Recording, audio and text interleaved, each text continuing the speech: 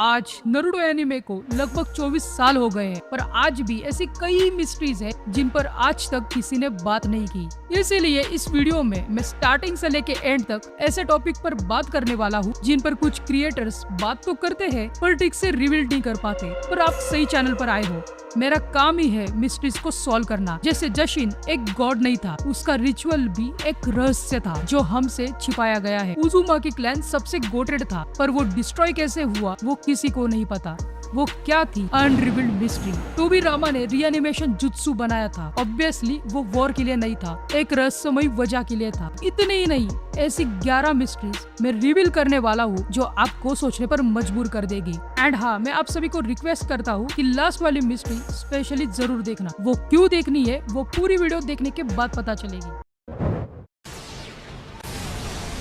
Mystery number 1। Would you like to join the way of Jashin? All the preparations have been completed. आपने ये ritual तो देखा ही होगा। अब इसने जो अभी एक नाम लिया, लॉर्ड जशिन। कौन है ये लॉर्ड जशिन जिसे ये गॉड मानता है? एंड क्या सही में ये गॉड भी है? क्योंकि ये सवाल इसलिए आता है क्योंकि हागुरोमो हो गया, कागुया और सभी ओत्सुत्सुकी, ये भी एक डिवाइन पावर्स थी। एंड इन सबका ओरिजिन एनिमे में एक्सप्लेन किया गया है, सिर्फ जशिन गॉड को छोड़कर। अगर इसके पीछे की मिस्ट्री सुनोगे तो आपका रिएक्शन होगा कि अजीब पागल बनाया हमको, क्योंकि इस गॉड जशिन का नाम हिडान के मरने के बाद हमें कभी भी सुनाई नहीं दिया। एंड उसके जो भक्त थे वो भी गायब थे, बिकॉज यही सबसे बड़ा रहस्य है, वो गॉड था ही नहीं। यस, आपने सही सुना। देखो, जशिन अगर रियल गॉड होता तो उसके फॉलोवर्स, उसका रिचुअल या इन्फ्लुएंस कैनन में नहीं तो फिलर्स में दिख ही जाता। हिडान का जो जुत्सु एंड जो उसकी इमोर्टेलिटी थी वो किसी अननोन फॉरबिडन जुत्सु या किसी एक्सपेरिमेंट का नतीजा थी, जिससे उसके भक्तों ने जशिन गॉड का आशीर्वाद बना दिया था। वो बस एक कल्ट का विश्वास था, ना कि पूरा सच। Mystery number 2।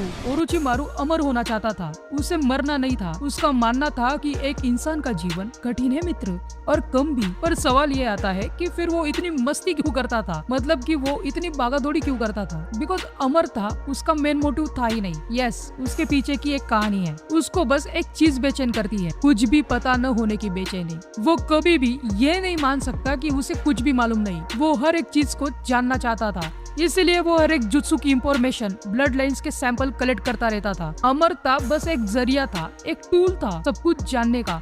उसे दुनिया पर राज नहीं करना था, उसे बस नॉलेज का गॉड बनना था। एक ऐसा शख्स जिसे दुनिया के सभी रहस्य पता हो। अगर आप अब तक वीडियो देख रहे हो तो मैं किसी वीडियो में बोलता नहीं, पर आज मैं पहली बार बोल रहा हूँ कि प्लीज लाइक एंड सब्सक्राइब कर दो, चैनल से जुड़ जाओ। बिकॉज 1000 सब्सक्राइबर होने के बाद मैं एक डिस्कॉर्ड सर्वर बनाने वाला हूँ जहाँ हम सब होंगे एंड वहाँ डिस्कस कर पाएंगे। जैसे आप ये वोट्स करते हो, इन वोट्स को भी आप चेंज कर पाओगे। Mystery number 3। आपने किसामे के पास ये जीव तो देखा होगा, स्वॉर्ड जैसा, पर पता है ये एक स्वॉर्ड से भी बढ़कर है, क्योंकि ये सबसे डेंजरस वेपन है और उसकी कहानी भी उतनी ही मिस्टेरियस है। ये एक ऐसी स्वॉर्ड है जो अपना ओनर खुद चूज करती है और वो अपोनेंट का पूरा चक्र एब्जॉर्ब कर लेती है। वो एक ऑर्गेनिज्म की तरह रिएक्ट भी करती है। अगर हम थोड़ा सा उसको कनेक्ट करें तो उसमें एडवांस बायोटेक्नोलॉजी यूज हुई है। एक जुत्सु, ऐसा जुत्सु जो स्वॉर्ड पर एक्सपेरिमेंट करता है। एंड ये जुत्सु, ये एक्सपेरिमेंट बस मिस्ट विलेज से ही कनेक्ट होते हैं, क्योंकि मिस्ट विलेज के पास पूरे वर्ल्ड के फॉरबिडन जुत्सु थे जो पूरे वर्ल्ड में बैन है। एंड किसामे भी हिडन मिस्ट से ही था। एंड चौंकाने वाली बात तो ये थी कि उसे किसी लोहार ने नहीं बनाया था, वो बस एक बायोलॉजिकल एक्सपेरिमेंट था। एंड मेरे हिसाब से जिन्होंने ये एक्सपेरिमेंट किया था उनको विलेज वालों ने मार डाला था, जिससे वो ऐसा पावरफुल एक्सपेरिमेंट किसी और विलेज के लिए ना बनाए। Mystery number 4। हागुरोमो 10 टेल्स को खत्म कर सकता था, पर नहीं, बाबा ने उसको 9 पार्ट में डिवाइड किया। व्हाई? उसके पीछे एक मिस्ट्री थी। अगर हागुरोमो के पर्सपेक्टिव से देखे तो 10 टेल्स को वो फोर्सफुली डिस्ट्रॉय नहीं कर सकता था, क्योंकि अगर वो डिस्ट्रॉय करता तो 10 टेल्स का इतना सारा जो चक्रा था वो किसी और फॉर्म में वापस आ सकता था। इसलिए उसने 10 टेल्स के चक्रा को 9 पार्ट्स में डिवाइड किया, जिससे दोबारा कोई ऐसी लेवल की पावर छू भी ना सके।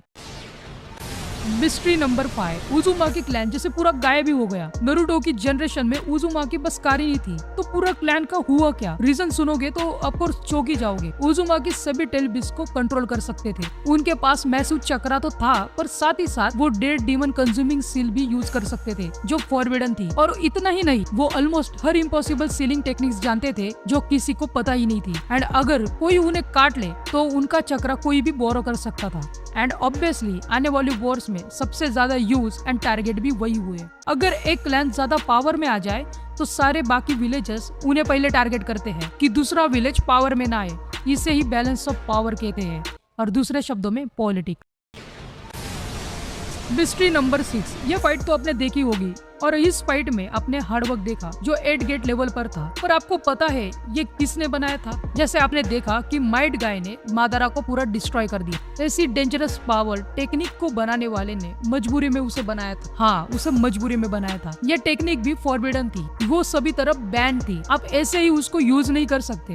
उसे ऐसे इंसान ने बनाया था जिसके पास ना कोई केके गेंकाई था, ना कोई टैलेंट था, बस सर्वाइवल था, जिसे बुली करते थे। और उसी निंजा ने उस टेक्निक को मजबूरी में बनाया था कि उसके जैसे लोगों का भला हो सके। जिसने बनाया उसका नाम आज भी किसी को पता नहीं।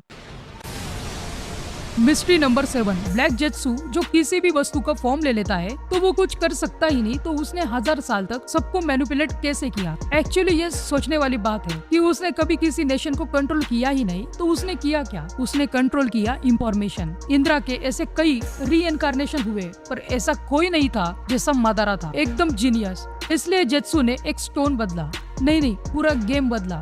मतलब एक आदमी को आप इन्फ्लुएंस करो तो पूरी जनरेशन अपने आप गलत डायरेक्शन में जाएगी, फिर हिस्ट्री तो बदल ही जाएगी। मिस्ट्री नंबर 8, मादारा की मांगेक्यू एबिलिटी आपको पता है?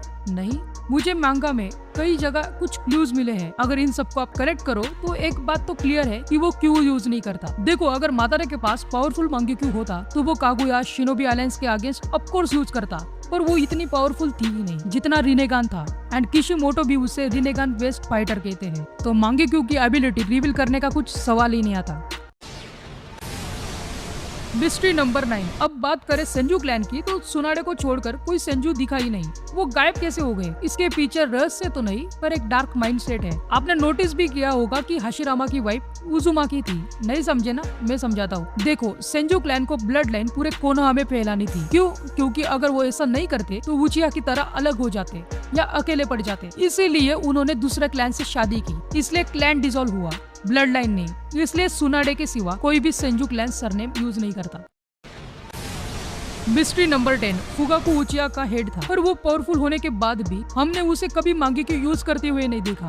अब यहाँ 3 रीजन आते हैं। पहला है कि हर प्रॉब्लम का सोल्यूशन मांगेक्यू नहीं होता। दूसरी बात है कि अगर वो यूज भी करता तो उसे ब्लर दिखना स्टार्ट हो जाता। एंड तीसरी बात यह है कि वो कोनोहा के अगेंस्ट यूज करता तो उचिया जीत तो जाते, पर विलेज खत्म हो जाता और बाकी विलेजेस भी उसका फायदा उठाते। इसलिए उसने इताची के सामने भी सैक्रिफाइस कर दिया।